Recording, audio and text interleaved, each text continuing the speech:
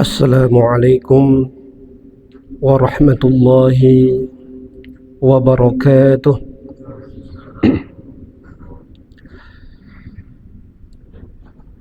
Alhamdulillahi rabbil alamin, wassalatu wassalamu ala ashrafil anbiya'i wal mursalin wa ala alihi wa ashabihi ajma'in. Puji syukur kehadirat Allah Subhanahu wa ta'ala. Salawat beserta salam kita sanjung sajikan kepada baginda Rasulullah Nabi Muhammad sallallahu alaihi wasallam. Majelis subuh, pemirsa pendengar Radio Republik Indonesia Takengon dan pemirsa channel TV Rohamah.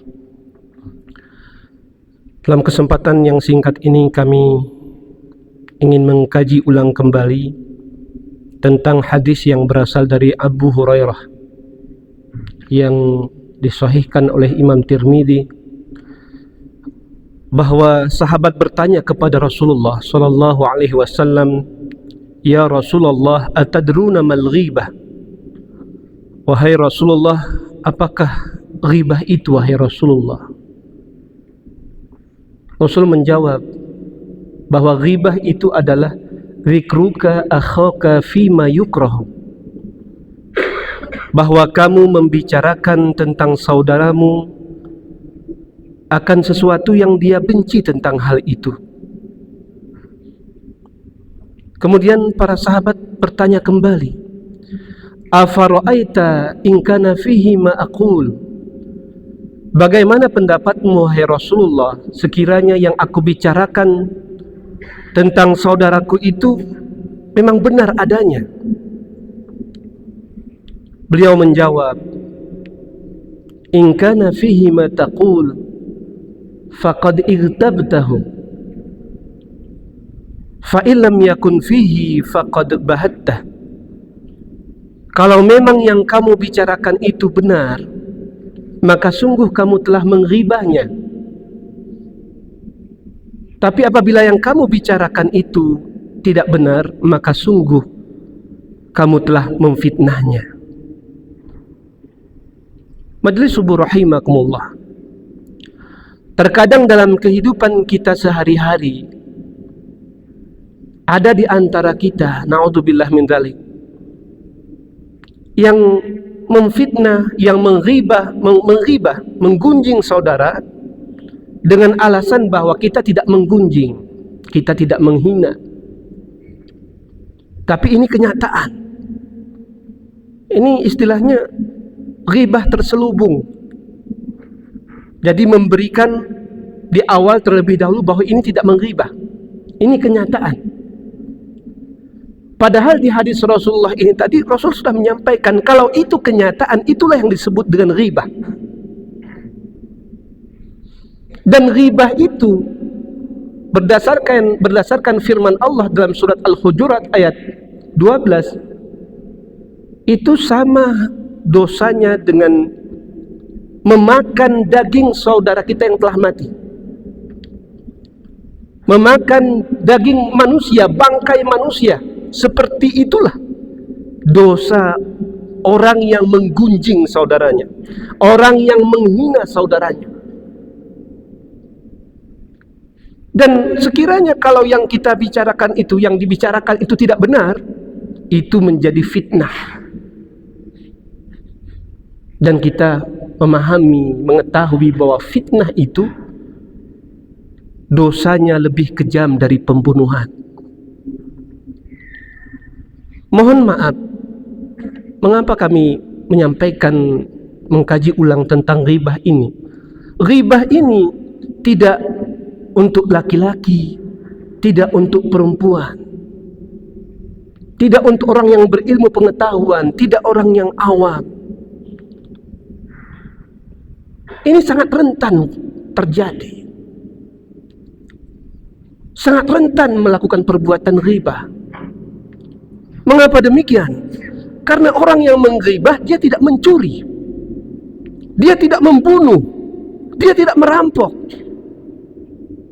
Jadi terasa bahwa hal tersebut bukan perbuatan dosa kalau kita tidak memahami betul. Padahal dampaknya begitu besar.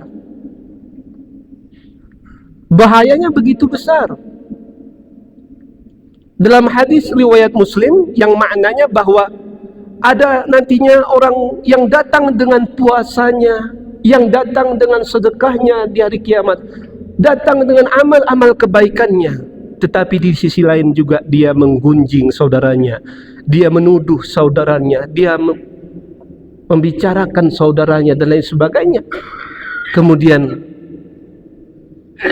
dia terpaksa harus menyerahkan pahalanya kepada orang yang dia gunjing, kepada orang yang dia hina. Sekiranya pahalanya sudah tidak ada lagi, maka dosa orang tersebut, dosa orang yang dia gunjing, yang ia ghibah, diberikan kepadanya, sehingga dia disebut dengan muflis. Muflis itu adalah orang yang bangkrut, orang yang bangkrut, orang yang tekor, yaitu orang yang beribadah di dunia ini tetapi dia menggunjing saudaranya, menghina saudaranya. Betapa ruginya. Imam Hasan Al-Basri, seorang ulama tabi'in, beliau diberitahu oleh orang lain, wahai Imam Hasan Basri, si fulan itu telah menghibahmu, si fulan itu telah menggunjingmu. Apa yang beliau lakukan? Dia tidak marah, dia tidak menggunjing balik. Beliau tidak menggunjing balik, tetapi beliau membeli kurma.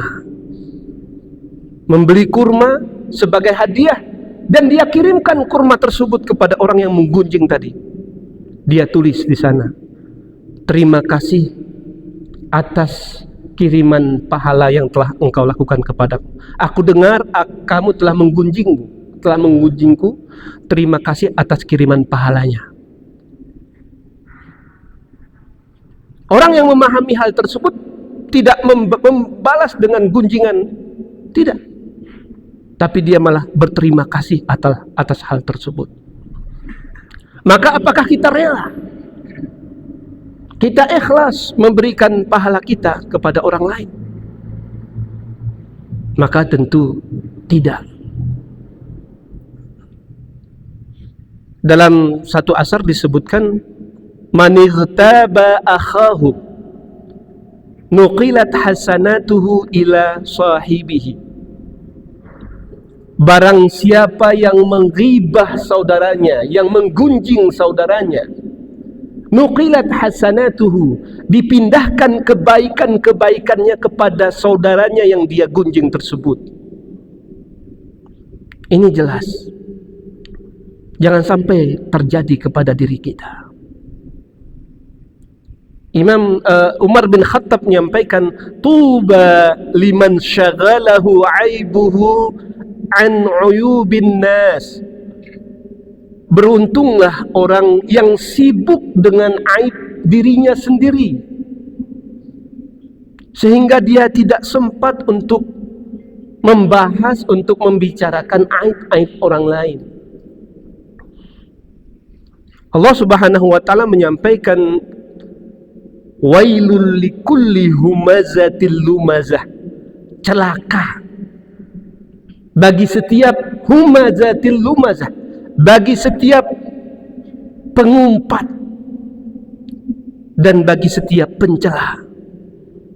Makanya kadang dalam bahasa kita, bahasa gayo, itu dikatakan dengan nupet, pengumpat. Para ulama tafsir berbeda pendapat dalam mengartikan, menafsirkan humazatil lumazah. Ada yang menafsirkan bahwa humazah itu adalah mengumpat dengan obrolan di belakang. Nupet ikuduk nyemah. Lumazah itu adalah menirukan kecacatan orang lain, kekurangan orang lain di hadapannya. Pekerana, mohon maaf, terkadang mungkin ada saudara kita yang kurang dari segi fisiknya, kemudian dicaci di hadapannya, itu lumazah. Tapi Imam Ibnu Katsir dalam tafsirnya sebaliknya, humazah itu di hadapan, mencela di hadapan, lumazah itu di belakang. Wallahu alam. Tapi yang jelas, baik humazah maupun lumazah itu keduanya wail, keduanya orang yang melakukan hal tersebut akan menjadi orang yang celaka. Maka majelis subuh yang dirahmati Allah Subhanahu wa taala, ini tidak menutup kemungkinan sangat dekat dengan diri kita. Maka mari kita pahami betul akibat dari menggunjing, akibat dari mencela ini. Ketika kita berkumpul-kumpul, hindari hal tersebut. Hindari saudara kita yang memang hobinya mencela, hobinya menggunjing. Ketika akan memasuki, membicarakan orang lain, segera kita alihkan pembicaraan, karena hal tersebut sangat merugikan kita dan juga merugikan saudara kita. Mudah-mudahan bermanfaat untuk kami pribadi dan kita semuanya. Mohon maaf atas segala kekurangan. Wallahu muwaffiq ila aqwamit thariq. Assalamualaikum warahmatullahi wabarakatuh.